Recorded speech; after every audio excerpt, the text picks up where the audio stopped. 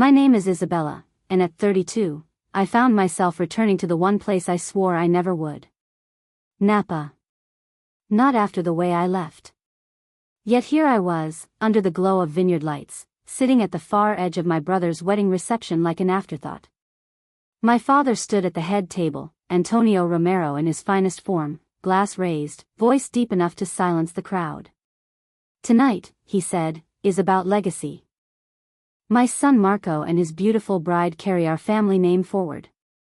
And speaking of the future, I have news. Romero Vineyards has been sold. $40 million.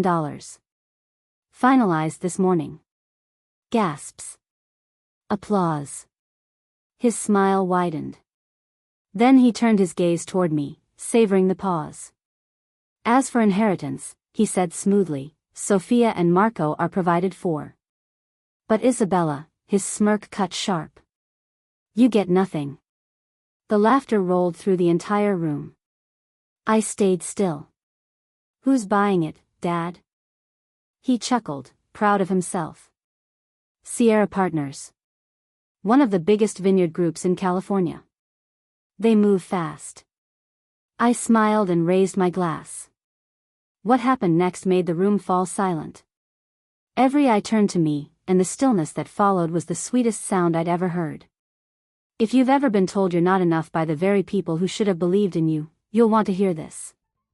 Hit like, subscribe, and let me show you how I proved them all wrong.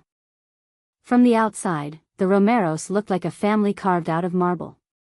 Antonio, the patriarch, had his booming voice and tailored suits, always ready for magazine interviews.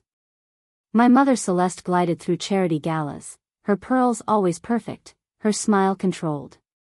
Marco was the heir apparent, already learning to walk the rows with Dad and talk tannins with visiting buyers. Sophia, the golden daughter, was adored for her beauty and poise, destined for some society marriage. And then there was me. I wasn't the heir, and I wasn't the darling. I was the middle child, the placeholder, the shadow between two stars.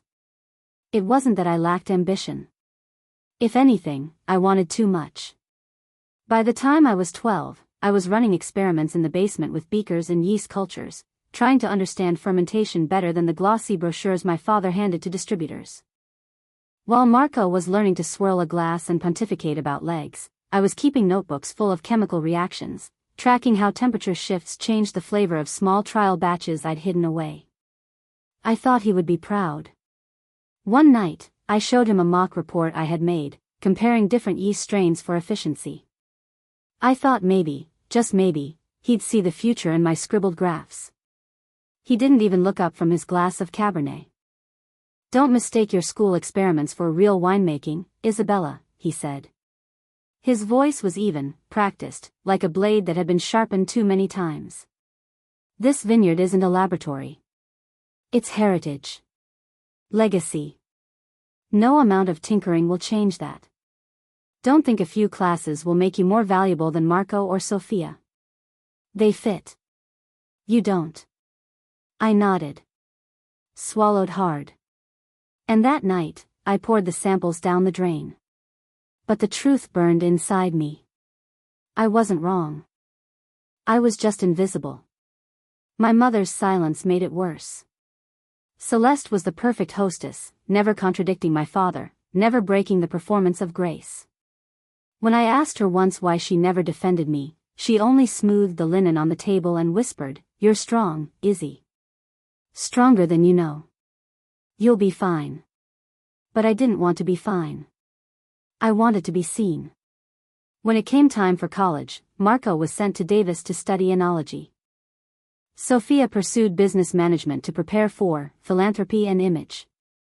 And me? I applied to study food science and fermentation. I wanted to understand wine at its foundation, not the glossy sales pitch, not the family myths, but the science itself. My father scoffed. "Romeros don't need chemistry books to make wine. We need tradition." My siblings laughed, too. Sophia said I'd spend my life making sour beer in a lab coat. Marco smirked and asked if I planned to bottle vinegar. I ignored them. I threw myself into my studies, memorizing yeast strains, pH balances, oxygen transfers, and the delicate chemical dance that turned grape into something transcendent. It wasn't glamorous, but it was real. And in my bones, I knew it was the future. But to my family, it was a joke. The last dinner I attended at the estate is burned into me. Marco bragged about securing a new distributor in Hong Kong. Sophia flashed her engagement ring like it was proof of divinity. My father turned to me, swirling his glass, and asked if I was ready to stop playing with petri dishes and return to the vineyard like a proper Romero. When I said no, when I said I wanted to carve my own path, he didn't rage. He laughed. A deep, scornful laugh that rolled through the dining room and set everyone else laughing, too. Then don't come back, he said finally, until you've built something worth noticing. I left that night with a single suitcase. No one stopped me. No one called. I stayed in a friend's garage apartment in San Francisco, the rent barely affordable, the roof leaking every winter. By day I worked shifts at a distribution warehouse, hauling pallets of bottles, my muscles aching. By night I hunched over borrowed equipment, studying yeast cultures, sketching formulas, refining processes. I lived on cheap noodles and bad coffee, but I had fire in my chest. And still, I wanted connection. I wrote a letter to my mother, 3 pages, handwritten. I told her I didn't hate her, but I couldn't understand her silence. I asked her to tell me if she had ever loved me the way she loved Marco and Sophia. I begged her to believe in me. She never replied. Years later, during an acquisition, I found that letter in an old Romero file. The envelope was still sealed. On the outside, in my mother's hand, was a single word, burn. That was the day the illusion finally cracked. I realized I hadn't been overlooked. I had been erased. And so I made a choice. If they wouldn't give me a seat at the table, I'd build a new table. One so large, so undeniable, that one day they'd be forced to notice me, not because I begged for it, but because they had no choice. San Francisco was not glamorous when you were broke. It wasn't the sweeping hills or the glittering bay. It was the smell of damp concrete in a garage apartment, the hiss of buses outside your window, the cold creeping through thin walls at night. That was my reality when I left Napa with nothing but a suitcase and the kind of pride that hurt more than hunger. The apartment belonged to a college friend who rented it cheap because no one else wanted it. The roof leaked in winter, and every time it rained, I had to line up bowls to keep the floor dry. The mattress sagged, the outlet sparked, and the radiator rattled like it was coughing to death. But it was mine. More mine than the vineyard ever was.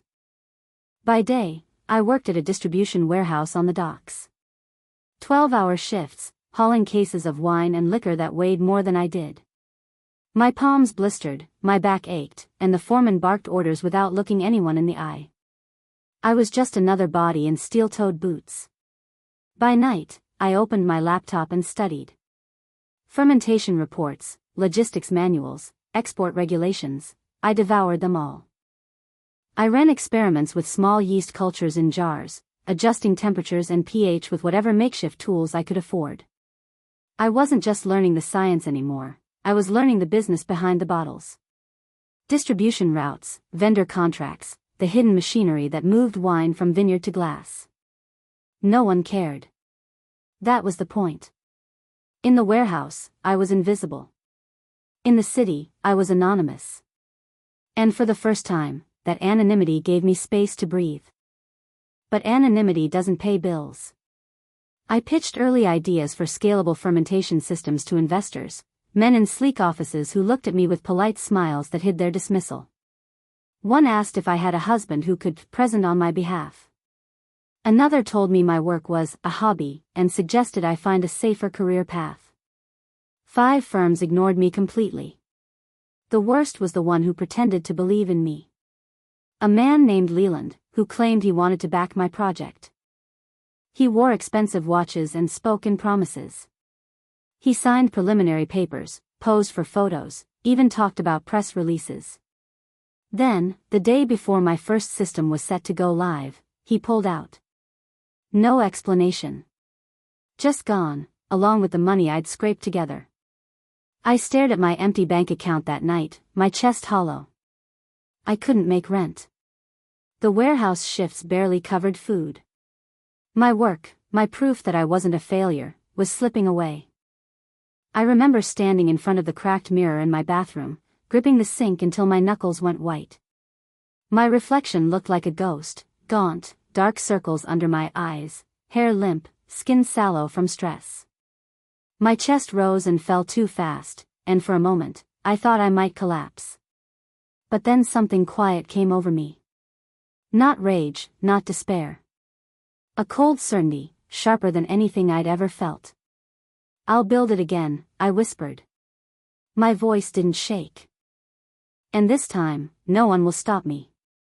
It wasn't bravado. It was a promise. I started over from scratch. Rewrote every line of code, every formula, every projection. I streamlined processes, made them leaner, smarter, cleaner. I stopped begging for investors' approval and began teaching myself how to build corporate structures in the shadows. Shell companies. Holding firms. Legal protections. I didn't need them to believe in me. I needed to outlast them. The warehouse paid pennies, but every dollar I saved went back into my work. I built fermentation prototypes with salvaged equipment, ordered cheap parts from overseas, and taught myself to fix what broke.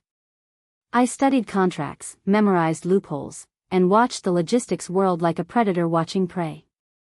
The irony wasn't lost on me. The very systems my father dismissed as irrelevant were the ones keeping the wine industry alive. Supply chains, distribution routes, vendor deals, all invisible to him, but not to me. I knew where the cracks were. I knew how to slip through them. Still, the nights were brutal. The garage grew so cold in winter that I could see my breath while typing.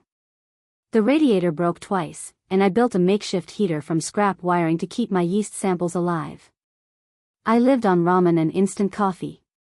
Loneliness pressed against me like another weight I carried, heavier than the boxes at the warehouse. Sometimes, I'd dream of the vineyard. The smell of the cellar, the glow of the sunset on rows of grapes. For a moment, I'd almost believe I was back there, part of it.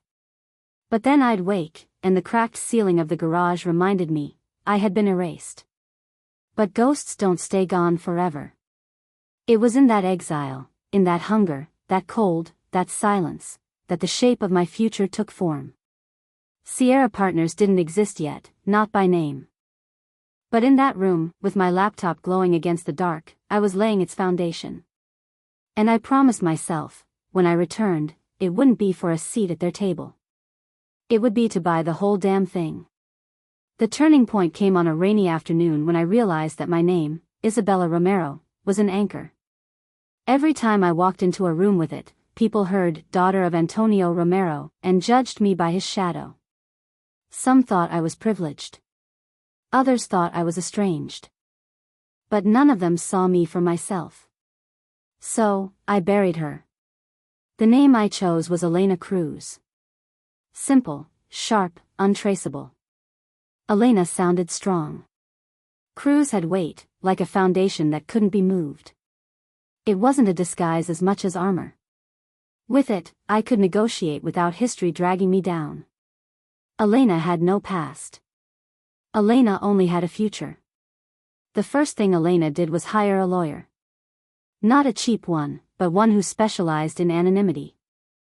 I handed over every cent I had saved, and in return, he built walls around me, shell companies, layered trusts, structures hidden behind layers of paperwork so dense even the IRS would need a map. Through him, I created Sierra Partners, a holding company on paper, but in reality, the skeleton of my empire. At first, Sierra was nothing more than a few documents in a Delaware office. But I knew what it would become. I didn't start with glamour. I didn't need prestige labels or flashy land deals. Instead, I went after the pieces no one else cared about. Bottling plants on the edge of bankruptcy. Distribution depots where shipments rotted because no one fixed the scheduling software. Packaging companies with outdated machinery. The forgotten bones of the wine world. I bought quietly, always through intermediaries. A 15% stake here, a majority share there, never enough to draw attention. Then, once inside, I replaced their systems with the ones I'd spent years building.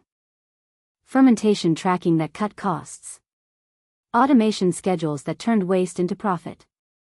Logistics models that moved product faster than any competitor. I knew exactly where the weaknesses were because I'd seen them all my life. I'd watched my father curse late shipments, blame lazy workers, or sneer at paper pushers who couldn't keep track of barrels. He never understood that the vineyard wasn't just soil and grapes. It was networks. Systems. Invisible veins carrying life from root to glass. And those veins? I was learning how to control them.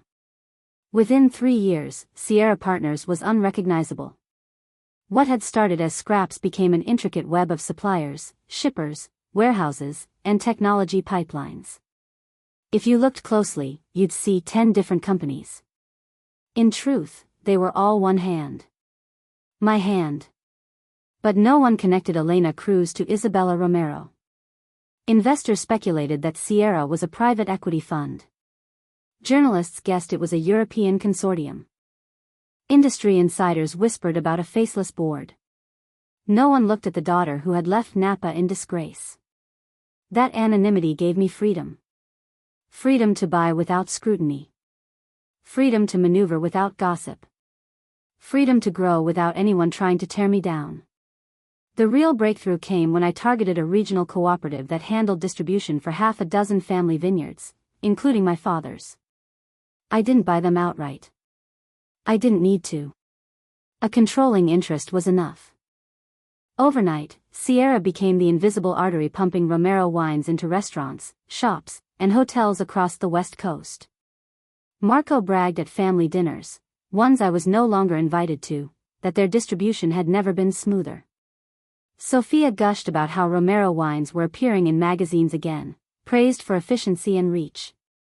My father toasted their good partnerships.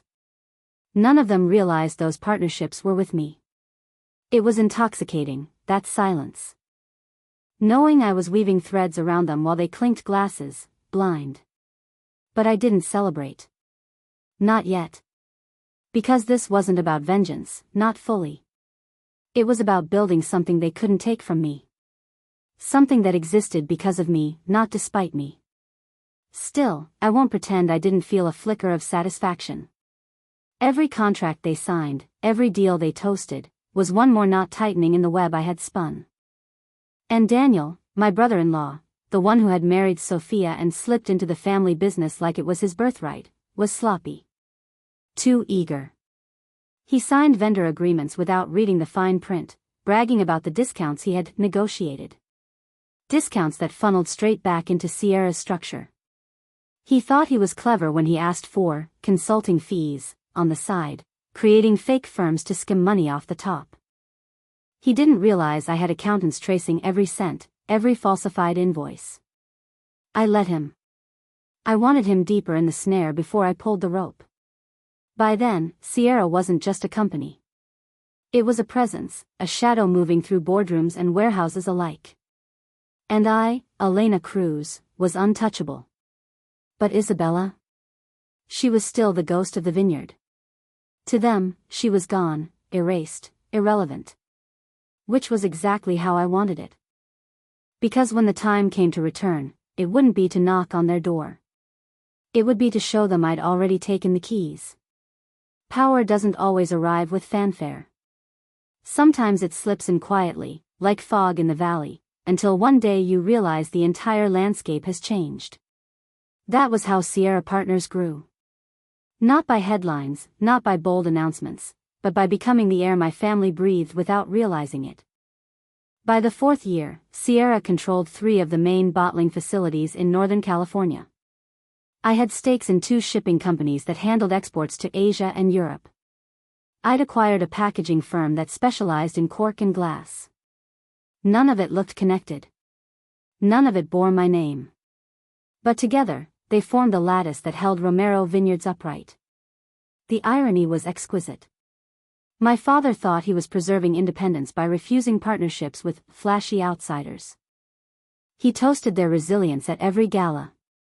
But every deal Marco signed, every invoice Daniel approved, every contract Sophia bragged about at her charity luncheons, it all circled back to me. And Daniel, God, Daniel, was my favorite thread in the web. He had married into the family with slick charm and a carefully rehearsed smile. He was the kind of man who believed he was smarter than everyone in the room simply because he spoke with confidence. When my father promoted him to strategic partnerships, it was laughable. Daniel didn't know a ledger from a liability, but he knew how to nod at the right moments and how to flatter Antonio Romero's ego. At first, I let him have his victories. He signed contracts with Sierra subsidiaries, bragging about the discounts and exclusives he'd secured. My father patted him on the back, called him a son of the vineyard. I made sure the deals looked generous. Why cut the rope when I could let him hang himself with it? Soon, Daniel grew greedy. He created a consulting firm on paper, nothing more than a shell, and began requesting advisory fees from suppliers. It started small, a few thousand here and there. Then it escalated. He funneled money into offshore accounts through a college roommate's name. I watched the trail build, my accountants quietly recording every cent. I could have exposed him right away, but timing is everything. Instead, I fed him more rope. Larger deals. Bigger discounts. More room for him to skim. Each forged invoice, each doctored report was another nail in his coffin, and he hammered them in with his own hand. Meanwhile, Sierra kept tightening around Romero Vineyards. By the time I held indirect control of nearly 40% of their operational assets, I realized something. I didn't need to buy the vineyard to own it. I already did. Their wines couldn't move without my shipping lines. Their bottles couldn't fill without my facilities. Their contracts couldn't stand without Sierra's legal frameworks. Still, control wasn't the same as recognition. I didn't want applause, but I wanted clarity. I wanted my father's smug certainty shattered, not quietly replaced. And when I learned about Marco's wedding, the timing felt poetic. The invitation came on cream-colored paper with embossed lettering, addressed in cold, practiced calligraphy. Isabella Romero, no dear, no warmth. Inside was a polite note, seating is limited at dinner, but we hope you understand. Translation, you're not really family, but it would look worse not to invite you. I almost threw it away. I didn't need their table anymore. But the same week, one of my lawyers forwarded me a note buried in a board memo. A pending sale. Antonio Romero was preparing to cash out. $40 million. Buyer, Sierra Partners. My buyer. My company. My signature. The final announcement, I learned, would be made at the wedding reception. A family triumph, staged beneath chandeliers and roses. My father, standing tall, proclaiming victory while he believed I had been erased from the story. I stared at that invitation for a long time. I thought about my mother's unopened letter, my father's laughter at the dinner table, Marco's smug grin, Sophia's perfect poise. I thought about the cracked ceiling of my garage, the nights I whispered promises to myself when no one else believed I could stand. And then I RSVP'd. I didn't go to crash their celebration. I went because they had set the stage for me. They had written the script, gathered the audience, and placed the spotlight exactly where I needed it. All I had to do was walk into the room and speak. But I also knew this, families like mine don't go down quietly. My father had built an empire on control, on appearances, on intimidation. Taking that from him wouldn't just fracture the illusion, it would ignite a war. And I was ready. Because Sierra wasn't just a company anymore. It was an arsenal. I had contracts, audits, legal documents, and financial dossiers. I had proof of Daniel's embezzlement thick enough to bury him. I had operational leverage over nearly half of the vineyard's assets. For years, they had told me I was invisible. That I didn't belong. That I would never be enough. At Marco's wedding, under the glow of vineyard lights, they would finally see me. Not as the forgotten daughter, but as the woman who owned everything they thought they could take away. The envelope arrived on a Thursday, thick and cream-colored, the kind of stationery that announces money before you even open it. My name, Isabella Romero, was scrawled across the front in gold-embossed calligraphy. No, dear, no warmth. Just a label. Inside, the main card declared in elegant script, Marco Antonio Romero and Clara Bennett request the honor of your presence at their wedding celebration. Tucked beneath it was a smaller note in Clara's handwriting. Seating is limited for dinner, but we hope you understand. Translation: you're not really family. You're tolerated. A face in the crowd. I almost laughed. After years of silence, after being written out of their lives, they wanted me back, not out of love, not out of regret, but because appearances demanded it. A Romero wedding was as much a performance as it was a union. Every detail staged, every guest list curated for prestige. Even the forgotten daughter had to make a cameo, if only to keep the picture tidy. I set the invitation on my desk and poured myself a glass of water. I stared at it for a long time, torn between contempt and something darker. Part of me wanted to burn it, to let the ashes scatter into the night and be done with them forever. But another part of me, the part that remembered my father's laugh when he told me I'd never build anything worth noticing, knew better. The decision came when one of my attorneys called later that afternoon. His voice was cautious, almost apologetic. We've received confirmation of the Romero transaction. Antonio is finalizing the sale. $40 million, closing announcement to be made at the wedding. I didn't respond at first. I just let the words hang in the air, heavy and electric. My father was going to sell the vineyard, the empire he had worshipped, the identity he had beaten into all of us. And he was going to do it in front of an audience, cameras flashing, glasses raised. He would stand tall and proclaim his triumph, believing I had no part in it. But the buyer was Sierra Partners. My Sierra Partners. I picked up the invitation again, turning it in my hands. Suddenly it wasn't an insult. It was an opportunity. They had built me a stage, gathered the crowd, and handed me the microphone without realizing it. For weeks leading up to the wedding, I prepared. My legal team compiled every contract Sierra had signed with Romero vendors. Every bottling agreement, every shipping deal, every distribution clause. I highlighted the leverage points, the ones that proved control wasn't just financial, but operational. My forensic accountants assembled the dossier on Daniel, page after damning page of offshore transfers, forged invoices, and shell accounts. I didn't know if I'd use it, but I wanted it in my pocket. Like a blade you carry not to swing recklessly, but to remind yourself you aren't defenseless anymore. I also planned the optics. A media team on standby, ready to stream if the narrative turned against me. A publicist briefed with statements that could go live within minutes. Even a social analyst tracking chatter, prepared to amplify the story before anyone else could twist it. The Romeros had always controlled the story. But not this time. On the morning of the wedding, I stood before the mirror in my apartment. Not the cracked one from my garage days, this one was framed in polished steel, the kind that belonged in a penthouse.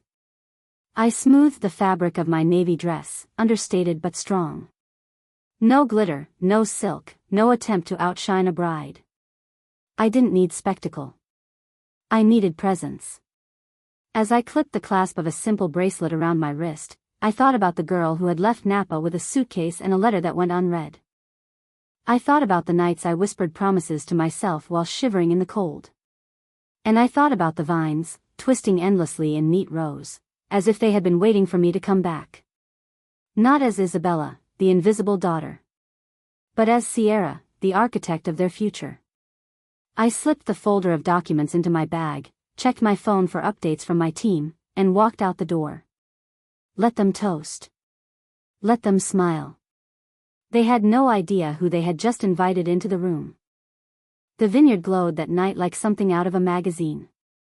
Crystal chandeliers hung from a temporary pavilion, roses trailed across the trellises, and waiters in white jackets drifted between tables with silver trays. Guests whispered about the imported champagne, the designer gown, the sheer extravagance of it all. I arrived alone, slipping into the reception like a shadow. Heads turned, but not with warmth. I saw the whispers forming on their lips. She came. After all these years. What will she do? The wedding planner led me to a table tucked along the edge of the garden, far from the family's head table. I could see them clearly from there, Marco beaming beside Clara, Sophia gleaming in pearls, my mother serene in navy satin, and my father Antonio, tall and commanding, soaking in the adoration like it was his birthright. Dinner passed in polite silence. I ate little, more interested in the tension coiling through the air. I wasn't here for the food. I was here for the moment. When the toasts began, the best man spoke first, charming, predictable, the kind of speech that makes guests laugh politely without remembering a word. Glasses clinked, laughter rose, and then the crowd hushed as Antonio stood. He knew how to hold a room. His voice carried even without the microphone, deep and steady, the same voice that had once silenced me at every dinner table. Tonight, he began, is not only a celebration of love, but of legacy. Marco and Clara, your union ensures the future of the Romero family. And speaking of the future, he paused, savoring the anticipation. I am proud to announce that Romero Vineyards has been sold. $40 million. The deal is done. Gasps rippled through the room. Some clapped. Others leaned in, whispering. Antonio lifted his glass higher, basking in it. The buyer is Sierra Partners, one of the largest wine groups in California. They'll carry the Romero name worldwide. Polite applause swelled. I watched Marco's chest puff with pride, Sophia's smug smile, Clara's delicate clap. My mother looked down at the linen folded neatly in her lap. And then Antonio delivered the blow, his eyes locking on me. As for inheritance, his smirk was sharp enough to cut glass. Marco and Sophia are provided for. Isabella, you get nothing. Laughter. Real laughter. From Marco, from Sophia, from their friends at nearby tables.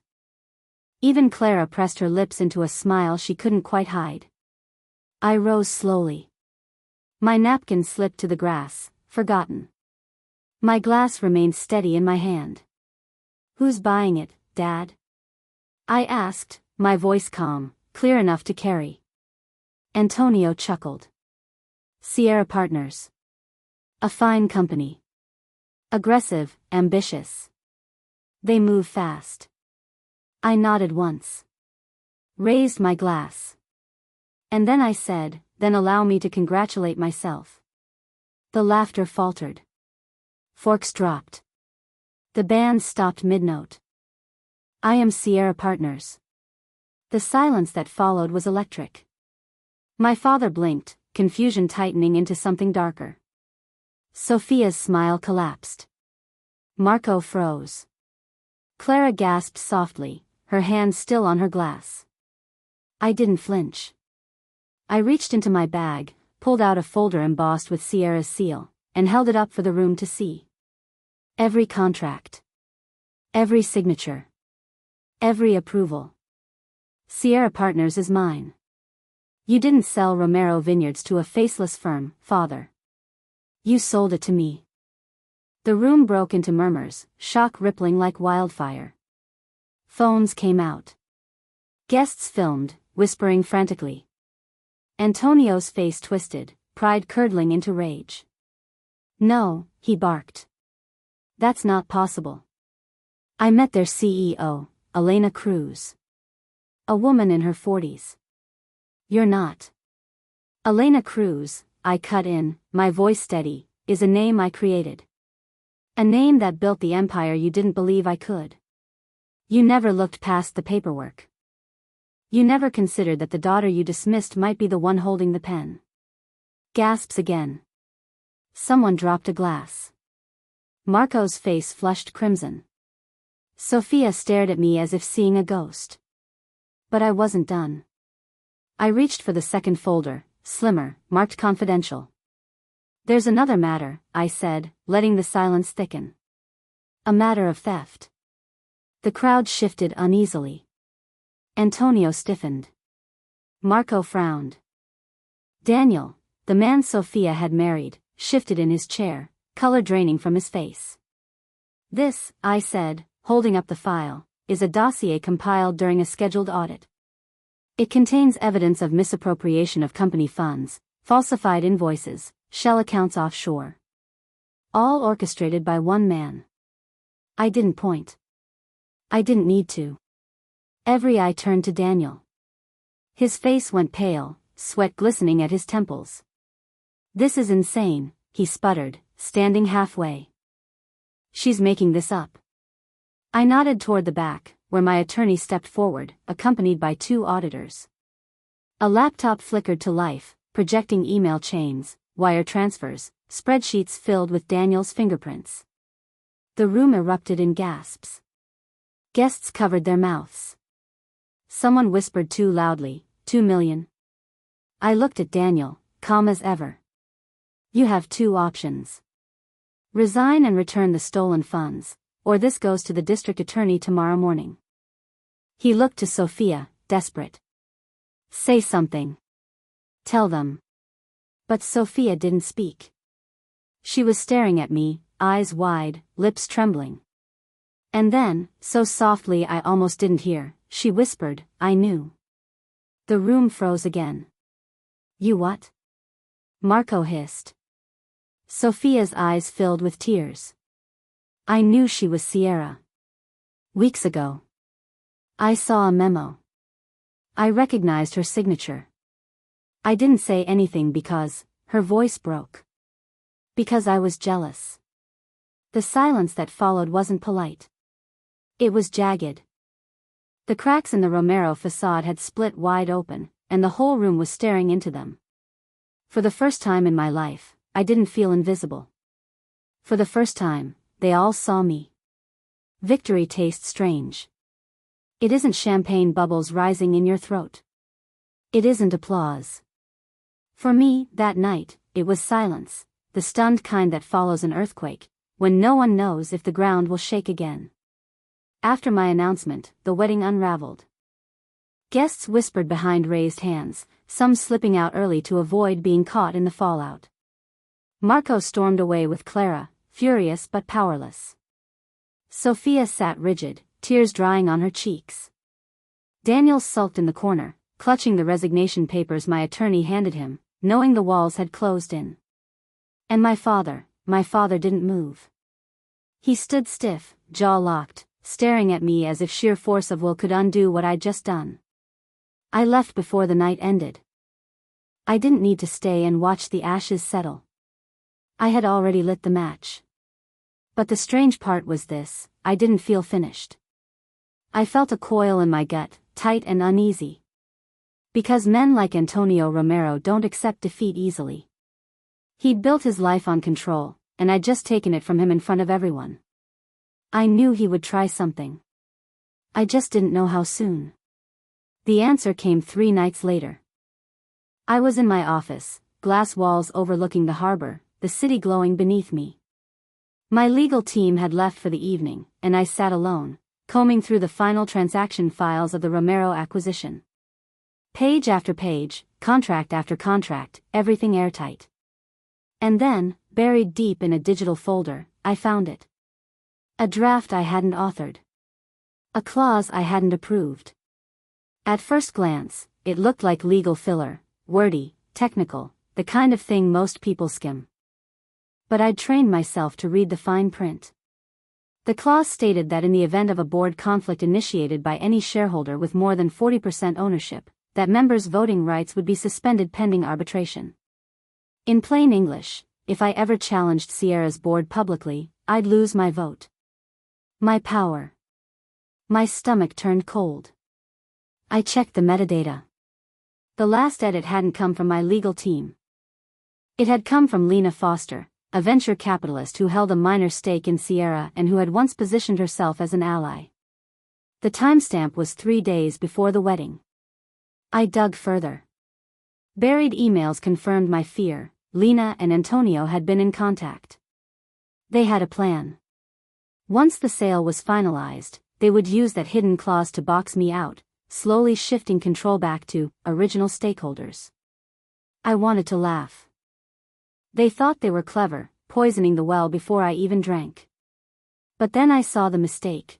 The version with the hidden clause hadn't been filed. Antonio had sent the wrong draft to the board. The deal that went through, the one signed and sealed, was mine, clean and ironclad. For once, my father's arrogance had worked in my favor. I called an emergency meeting with Sierra's board the next morning.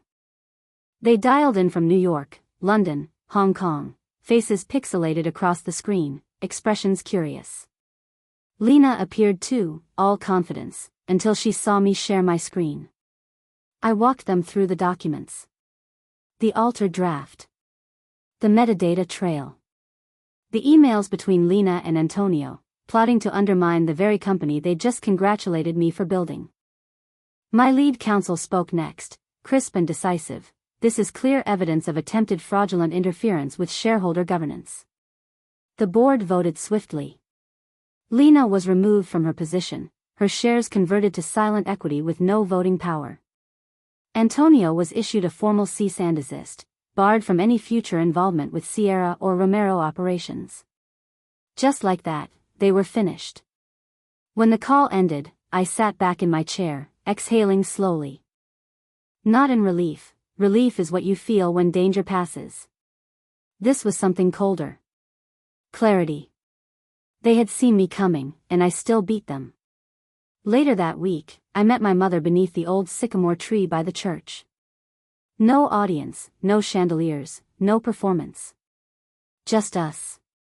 She looked smaller than I remembered, her elegance worn down by years of silence. "I kept your letter," she said quietly, her hands folded in her lap. My throat tightened. "The one you marked burn?" Her eyes shimmered. "I didn't burn it. I couldn't. I couldn't face it." She paused, the weight of decades in her silence. "I told myself I was protecting you. But the truth is, I was afraid. Afraid of standing against him. Afraid of what it would mean if I admitted you were right." I said nothing. I wanted anger to come, but all I felt was a dull ache. "I didn't believe in you," she whispered. "And now I see I was the one who failed." I looked at her for a long time. Finally, I said, "I don't need you to be sorry. I just need you to remember this: I was never a failure. Not then. Not now." She nodded, eyes glistening. That night, alone in my office, I opened the drawer where I kept her letter. I didn't reread it. I didn't need to. Just knowing it had survived, unopened all those years, used to feel like abandonment. Now, it felt like proof. Proof that I had built everything without needing to be saved. The days after the wedding were strangely quiet. Not in the world. Reporters were already circling, gossip columns buzzing, industry blogs dissecting every word of my announcement. But inside me, there was stillness. A silence I hadn't known before. For the first time, I wasn't clawing to be heard. I had spoken, and the world had listened. But silence has a way of drawing out voices you don't expect. It started with Sophia. She showed up at Sierra's San Francisco office unannounced, her heels clicking nervously against the marble floor. My assistant asked if I wanted to turn her away, but I shook my head. Let her in. She entered my office like someone walking into a church, uncertain, reverent, almost afraid. Her perfect posture was gone, her eyes red-rimmed, her hair pulled too tightly as though it might keep her together. "You set me up," she said. Not an accusation, more like a statement she was trying to believe. I leaned back in my chair. I didn't force Daniel to steal. He did that all on his own. Her jaw tightened. "You could have told me. You wouldn't have listened," I replied. My voice was calm, but not unkind. "You never did." Silence stretched between us.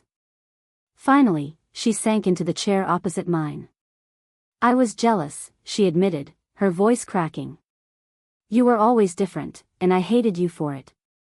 I thought if I sided with Dad, if I played his perfect daughter, maybe I'd matter more.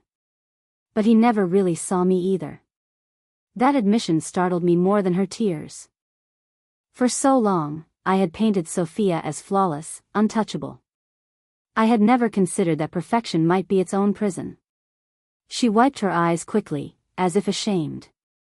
I don't expect forgiveness. I don't know where else to go. I studied her. For the first time, I saw not the rival, not the golden child, but a woman stripped of illusions. And I made a decision. If you're serious about wanting to change, there's a place for you at Sierra. Not at the top. You'll start entry level, like everyone else. No shortcuts. No name to lean on. If you're willing to work, I'll give you a chance. Her eyes widened. You'd really? I don't hand out favors, I said. But I believe in rebuilding. You either take it, or you don't.